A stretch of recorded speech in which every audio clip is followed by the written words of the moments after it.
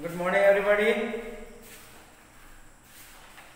हम लोग द वैदिक एज पढ़ रहे हैं, जिसमें हम लोगों ने अर्ली वैदिक एज के बारे में पढ़ा, लेटर वैदिक एज के बारे में भी हम लोग शुरुआत कर चुके हैं।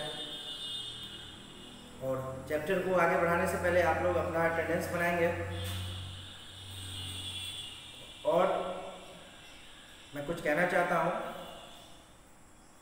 कि आप ऑनलाइन क्लास, हमारे स्कूल के द्वारा ऑनलाइन क्लास कंटिन्यू लिया जा रहा है। आपने देखा कि ऑनलाइन क्लास लिया गया, आपको पढ़ाया गया और फिर आपका एग्ज़ाम भी लिया गया। और एग्ज़ाम देने के बाद और जब आपको आपका रिज़ल्ट मिला तो आपने महसूस किया होगा, जिन बच्चों ने क्लास को अवॉइड किया, इग्नोर किया, उन बच्चों ने महसूस किया होगा कि क्लास को इग्नोर करने से क्या फ़र्क पड़ा है ना। तो शायद वैसे बच्चे भी इस ऑनलाइन क्लास से जुड़ गए होंगे मेरे ख्याल से, और नहीं जुड़े हैं तो उनको जुड़ना चाहिए, है ना। क्योंकि जो सिचुएशन है, जो स्थिति है, उसके हिसाब से आगे भी हो सकता है। बहुत हद तक चांसेस हैं कि आगे भी आपका एग्ज़ाम इसी तरह लिया जाएगा, मोबाइल के माध्यम से, ऑनलाइन के माध्यम से या व्हाट्सएप के माध्यम से। और उसके लिए आपका जो क्लासेज ऑनलाइन लिया जा रहा है उसको अटेंड करना, इंस्ट्रक्शंस को फॉलो करना बहुत ज़रूरी है। तो ये आपने जो किया पीछे, उसको भूलकर सुधार करें उसमें, और क्लासेस को इग्नोर ना करें, ठीक है। तो चलिए, हम लोग लेटर वैदिक पीरियड पढ़ रहे थे। हम लोगों ने पढ़ा कि कैसे अर्ली वैदिक एज में या अर्ली वैदिक पीरियड में जो ट्राइबल पीपल थे, लोग ट्राइब में रहते थे, और जो है उसका जो चीफ होता था उसको राजन कहा जाता था। और जब लेटर वैदिक की शुरुआत हुई तो उसमें जो है किंग जो है वो पावरफुल हो गए, प्रॉपर किंगडम की स्थापना हुई। राजन, जिनको महाराजा धीराज या सम्राट की उपाधि दी गई, है ना, सम्राट या महाराजा धीराज का टाइटल मिला। कई सारे पावरफुल किंगडम हुए, है ना, जिनको जनपद कहा जाता था, जनपद, उसके बाद महाजनपद।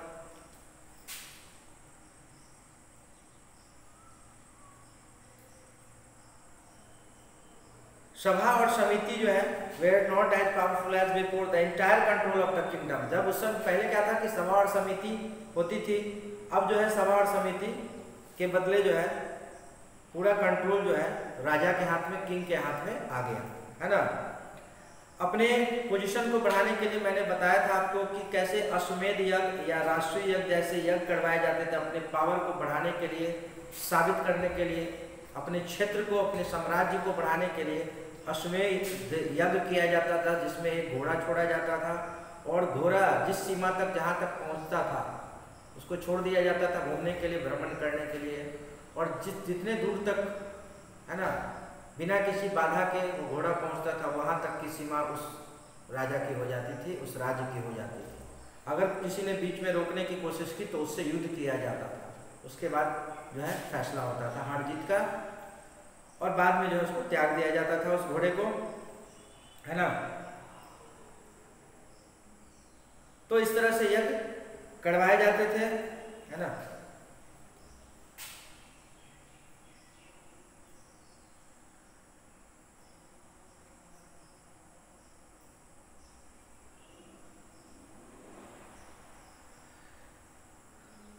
तो यह जो परंपरा थी वैदिक एज में, यज्ञ कराने की परंपरा, अपने पोजीशन को बढ़ाने की, अपने साम्राज्य को इनलार्ज करने की जो परंपरा थी, वह अगर देखा जाए तो यह दृष्टिकोण सही नहीं था, है ना। लेकिन यह राजाओं के द्वारा ऐसी परंपरा चलाई गई थी, है ना।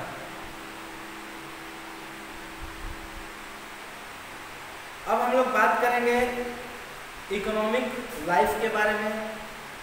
इकोनॉमिक लाइफ कैसा था लेटर वैदिक एज में,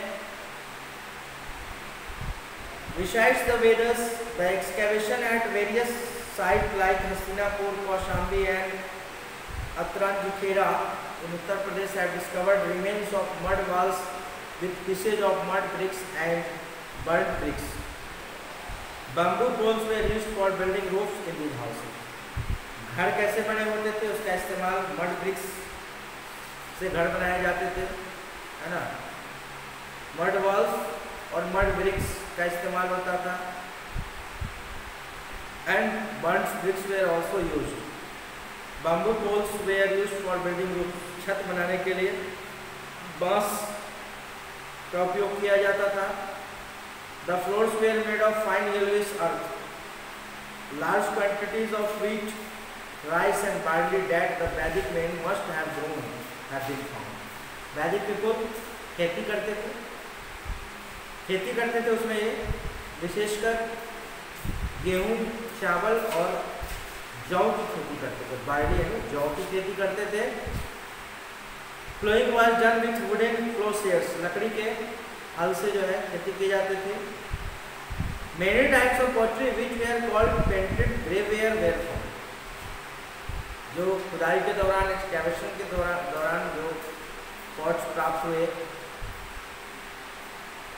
उसमें ऐसे पॉट्स थे जिसमें पेंट किया होता था, grey ware paint. They were made on a wheel and they were grey in colour. एक पहिए पे उसको बनाया जाता था और उसका कलर होता था grey colour. Design in black and red geometric patterns were also, और उस पर ब्लैक और रेड कलर का जो जियोमेट्रिक पैटर्न के रूप में डिजाइन किया हुआ होता था पॉट्स पर। Copper Smith produce war weapons and ornaments. Copper Smith यानी कॉपर से जो ऑर्नामेंट्स बनाते थे, यानी कॉपर के उपयोग से जो वेपन्स बनाए जाते थे और ऑर्नामेंट्स बनाए जाते थे, उनको कॉपर स्मिथ कहा जाता था। Iron smith produced arrow heads and spear heads as well as the agriculture. और जो आयरन स्मिथ होते हैं, जिसको लोहार कहते हैं, है ना, वो एरो हेड्स बनाते थे, तीर, स्पीयर हेड्स, कुदाल, as well as the agriculture, और भी दूसरे एग्रीकल्चर टूल जिससे खेती करने के लिए टूल्स का इस्तेमाल किया जाता था। ऐसे टूल्स आयरन स्मिथ के द्वारा बनाए जाते थे, तैयार किए जाते थे। There were jewellers, weavers, carpenter, chariot makers and leather makers in the village. और गांव में कई तरह के स्किल्ड पीपल होते थे, जिसमें ज्वेलर्स होते थे, वीवर्स, कारपेंटर्स, चैरिट मेकर्स रथ बनाने वाले, एंड लेदर मेकर चमड़े से सामान तैयार करने वाले होते थे। The Veds are also referred to the sea and sea voyages. This proved that in this period people maintained good trade relation overseas. Sea और sea voyages, समुद्र और समुद्र की यात्रा, है ना, यह साबित करता है कि इस पीरियड में जो वैदिक पीपल थे, लेटर वैदिक एज के जो लोग थे, उनका दूसरे देशों में, अदर कंट्री से व्यापारिक संबंध था, है ना, ट्रेड रिलेशनशिप था। ओवरसीज यानी अदर कंट्री, विदेशों से। Coin money was still unknown to them, और क्वाइन की शुरुआत नहीं की गई थी, है ना। They traded through barter system, और जब क्वाइन यानी सिक्के का आविष्कार नहीं हुआ था, सिक्का चलन में नहीं आया था, तो ये लोग बार्टर सिस्टम के माध्यम से व्यापार करते थे। बार्टर सिस्टम का मतलब होता है कि एक्सचेंज, सामान के बदले दूसरा सामान, है ना। जो इनके पास अवेलेबल था ये सामान अदर लोगों को देते थे, गुड्स, और जो उनके पास अवेलेबल था वो ये लोग लेते थे। मैंने आपस में अदला बदली, सामानों की अदला बदली होती थी, क्योंकि पैसे का चलन नहीं था, सिक्के का चलन नहीं था, तो सामानों की अदला बदली होती थी। इस तरह से ट्रेड चलता था, व्यापार चलता था। इसको बार्टर सिस्टम कहा जाता है। ठीक है। Society the position of women become inferior to men. Society में, समाज में महिलाओं को पुरुष के बराबर दर्जा नहीं दिया जाता था, महिलाओं को पुरुष से कमतर आंका जाता था। Even though the presence of women was essential in religious ceremonies, जबकि धार्मिक अवसरों पर महिलाओं की उपस्थिति अनिवार्य होती थी। महिलाओं के बगैर कोई धार्मिक कार्य संपन्न नहीं होता था। Still they occupied a lower position in society. Their education had also taken a back seat. धार्मिक अवसरों पर महिलाओं की उपस्थिति जरूरी थी। महिलाओं के बिना कोई धार्मिक अनुष्ठान या धार्मिक जो है समारोह वो संपन्न नहीं होता था। फिर भी महिलाओं को लोअर पोजीशन समाज में हासिल था, है ना, और उनकी शिक्षा को दरकिनार किया गया, उनकी शिक्षा को महत्व नहीं दिया जाता था, है ना, जरूरी नहीं समझा जाता। The family continued to be the basic unit of society with the father as head of the family. The boys were sent to Gurukul to study in the same way as in the early Vedic period. Family continued to be the basic unit of the society. So, family क्या होता है? Society का एक मूल इकाई है, basic unit है। परिवार से ही समाज बनता है। तो सेम एज इस पीरियड में भी ऐसा ही था। और father was the head of the family, और फादर जो होते थे वो परिवार के मुखिया होते थे, हेड होते थे। बच्चों को सेम एज जैसा अर्ली वैदिक एज में बच्चों को पढ़ने के लिए गुरुकुल भेजा जाता था, लेटर वैदिक एज में भी यही बात थी कि बच्चों को पढ़ने के लिए बॉयज़ को, बच्चों मतलब बॉयज़ को पढ़ने के लिए गुरुकुल भेजा जाता था, जैसा कि अर्ली वैदिक पीरियड में भी होता था, है ना। Children were sent to gurukul to study. Children में सिर्फ बॉयज, लड़कों को, है ना, boys were sent, specially boys were, not girls, boys were sent to gurukul to study. Society was still divided into 4 words or caste as in the early Vedic period. जैसा early Vedic period में 4 word में society को divide किया गया था, same letter वैदिक as में भी यही परंपरा थी, यही सिस्टम था। But the caste system was now determined by birth and not by occupation. पहले जो किया गया था बंटवारा, डिवीजन किया गया था, है ना, उसमें ऑक्यूपेशन के आधार पर किया गया, उनके पेशा, उनके काम के आधार पर किया गया था। But in later Vedic period it is determined by birth, जन्म के आधार। A person born in a particular caste could not change in his lifetime।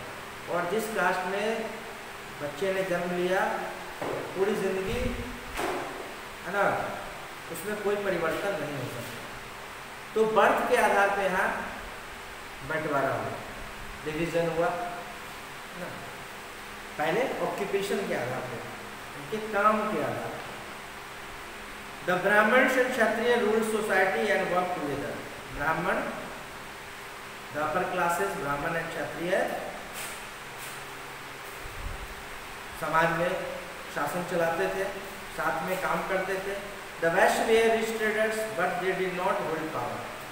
West व्यापारी वर्ग के लोग, जिनको वेस्ट मैंने बताया वेस्ट कहा जाता था, वो अमीर होते थे, रिच होते थे, लेकिन उनको सोसाइटी में रूलिंग पावर उनके पास नहीं था।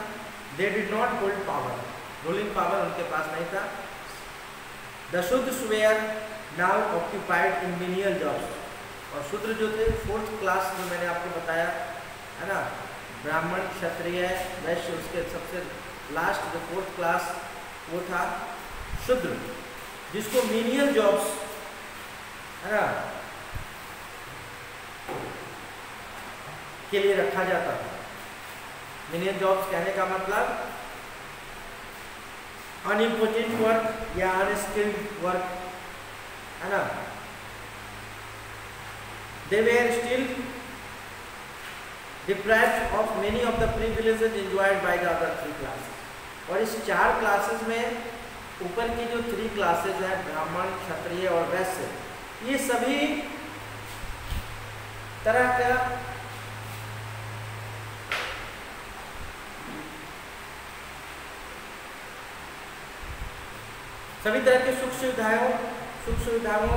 सुख सुविधाओं का लाभ उठाते थे।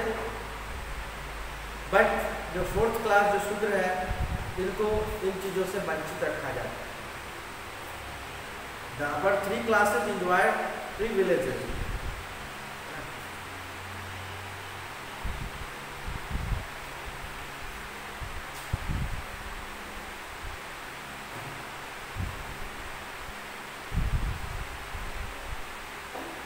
During the latter Vedic period, the life of a man was divided into 4 ashram or stages. Latter Vedic period में मनुष्य के जीवन को 4 पीरियड या आश्रम 4 आश्रम और स्टेज में बांट दिया गया था। 4 आश्रम कौन कौन थे? सबसे पहला जो था ब्रह्मचर्य यानी स्टूडेंट लाइफ। दूसरा आपका था गृहस्थ और life of a house holder यानी ब्रह्मचर्य, स्टूडेंट लाइफ विद्यार्थी जीवन, जिसमें शिक्षा ग्रहण करने का जो पीरियड होता है, टाइम होता है, उसको ब्रह्मचर्य कहा गया। स्टूडेंट्स को ब्रह्मचर्य कहा गया। गृहस्थ यानी जो परिवार को संभालता है ना, उसको गृहस्थ कहा गया। वानप्रस्थ और लाइफ ऑफ ए हर्मिट तीसरा, और चौथा आपका संन्यास और complete renunciation of all worldly pleasures. तो 4 स्टेज में या 4 आश्रम में मनुष्य के जीवन को रखा गया, बांटा गया। ब्रह्मचर्य यानी स्टूडेंट लाइफ, गृहस्थ यानी जो परिवार की जिम्मेदारी संभालता हो, है ना, वानप्रस्थ और लाइफ ऑफ ए हर्मिट, और सबसे आखिरी जो स्टेज बताया गया संन्यास, जिसमें आदमी को सारी चीज़ों से को छोड़ छाड़ के और उसको अपने परिवार और हर चीज़ों को त्याग कर जो है सिर्फ ईश्वर की वंदना में लोग लग जाते हैं। ऐसे स्टेज को संन्यास कहा जाता है ना। वानप्रस्थ कहा गया, हेड ऑफ द फैमिली जो है अपनी जिम्मेदारी अपने बच्चों को दे दिया, रिस्पॉन्सिबिलिटी अपने बच्चों को दे दिया कि अब तुम संभालो, अब मुझे इन सब से छुटकारा दे दो। तो ऐसे पीरियड को कहा गया वानप्रस्थ। ठीक है, फर्स्ट ब्रह्मचर्य स्टूडेंट लाइफ, सेकंड गृहस्थ, है ना, जो अपने परिवार को संभालते हैं, शादीशुदा जिंदगी होती है लोगों की, वैसे ऐसे पीरियड को, ऐसे स्टेज को गृहस्थ आश्रम कहा गया। वानप्रस्थ जिसमें पिता अपने बच्चों को सारी रिस्पॉन्सिबिलिटी दे देते हैं, ऐसे पीरियड को या ऐसे आश्रम को वानप्रस्थ कहा गया। और फोर्थ संन्यासा यानी कि सारी चीज़ों से मोह माया को त्याग कर लोग ईश्वर की वंदना में लग जाते हैं या घर को त्याग कर जंगलों में चले जाते हैं, ऐसे पीरियड को संन्यास कहा गया, यानी संन्यास ले लेना, है ना। तो 4 आश्रम या स्टेज में मैन के लाइफ को बांटा गया। ठीक है, each man and women was suppose to pass all the 4 stages in life, है ना। और सभी पुरुष और महिलाओं दोनों वर्ग को इन 4 पीरियड से गुजरना होगा, है ना। ठीक है, तो ये 4 स्टेजेज आपको समझ में आ गया। सबसे पहला स्टेज क्या है? ब्रह्मचर्य। दूसरा है आपका गृहस्थ आश्रम, ब्रह्मचर्य आश्रम, गृहस्थ आश्रम। थर्ड है आपका वानप्रस्थ, है ना। और फोर्थ है संन्यास। तो देयर आर 4 आश्रम और स्टेजेस, है ना। And each man and women was suppose to pass all this 4 stages in life. और सभी 4 आश्रमों से सभी महिलाओं और पुरुषों को गुजरना हो। ओके,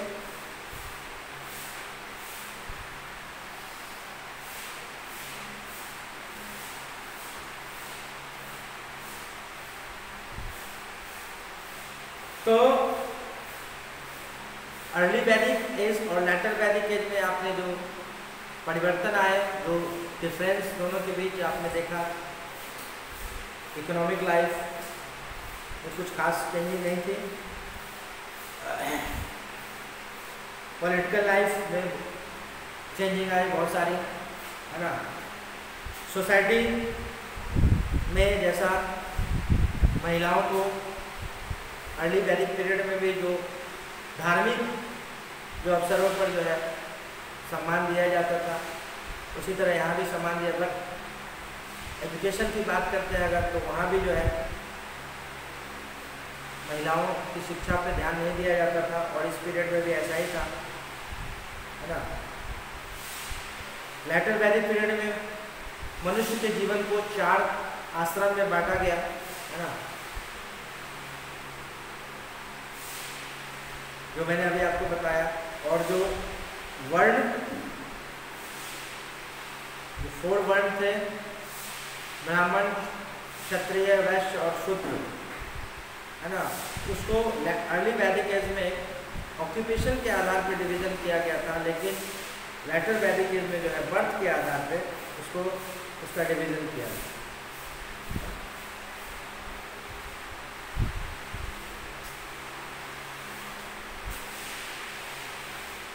रिलीजन यानी धर्म, the nature gods of the early Vedic period lost their importance of in this period.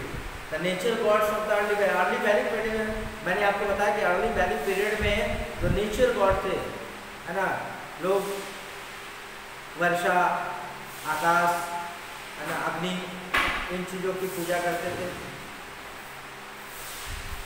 They were now replaced, अब उनका स्थान ले लिया प्रजापति यानी ब्रह्मा, जिनको क्रिएटर कहा जाता है, बनाने वाले, है ना, सृष्टि को बनाने वाले ब्रह्मा, सृष्टि की रचना करने वाले रचयिता ब्रह्मा, विष्णु द प्रिजर्वर, पालने वाले विष्णु, और शिवा द डिस्ट्रॉयर, नाश करने वाले शिव।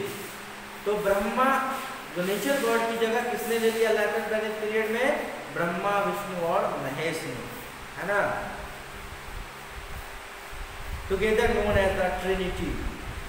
तीनों को मिला के ट्रिनिटी कहा जाता है ना, ब्रह्मा, विष्णु और महेश। ब्रह्मा को कहा जाता है कि वो सृष्टि की रचना करते हैं, विष्णु को कहा जाता है कि वो पालनहार है, पालन करते हैं, और शिव को कहा जाता है वो विनाशक है, विनाश करते हैं, है ना। Hinduism as it is today began to take shape during this period. और हिंदुइज्म, जिसको सबसे पुराना धर्म कहा जाता है, उसने अपना स्थान बनाना या अपना जगह बनाना शुरू कर दिया था इस पीरियड में, है ना। इन लेटर टाइम द वर्ड, आगे हम लोग रिलीजन के बारे में और भी आगे बात करेंगे। उसके बाद वेरियस कल्चर्स इन इंडिया, और उसके लास्ट मेगालिथिक ब्यूरियल्स हम लोग नेक्स्ट क्लास में इसको करेंगे। तो आज के लिए स्टूडेंट्स बस इतना ही। आप अपने घर पे इस चैप्टर को पढ़ते रहिए और इस वैदिक एज, अर्ली वैदिक एज और लेटर वैदिक एज को अच्छे ढंग से समझिए। इसमें मैंने आपको बहुत सारी चीज़ें बताई है, कास्ट सिस्टम, है ना, इसको वर्ण सिस्टम भी कहा जाता है, political life, social life, religion, दोनों पीरियड का ध्यान से पढ़ेंगे तभी आपको समझ में आएगा। तो आज के लिए बस इतना ही। Thank you and have a good day.